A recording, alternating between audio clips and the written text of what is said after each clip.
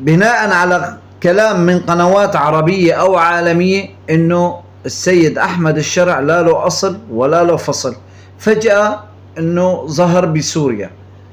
شوفوا لهالشهادة من واحد عراقي ما راح نميز بين طائفة أو شيء، كيف عم يشهد بحقه وحق أهله، وعم يخزل هالقنوات العربية، قنوات الفتنة اللي قاعدة تحكي إنه الشرع ما له أهل وما معروف أصله من فصله، وإجا هيك فجأة على سوريا.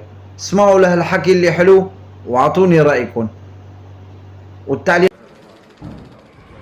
أبو رجل مثقف، هذا الرجل كان يسكن بنفس بمنطقتي في المزة، وأهله وأبوه جيراني، لا يوجد خلل لا في شخصيته كشاب ولا في عائلته. أبو رجل مثقف وكان معارضا للنظام أيضا، جيرته كانت صالحة بكل صراحة. وهذا الكلام الذي يقال عن أنه لا أحد يعرف أصله ولا أحد يعرف فصله، هذا كلام غير صحيح.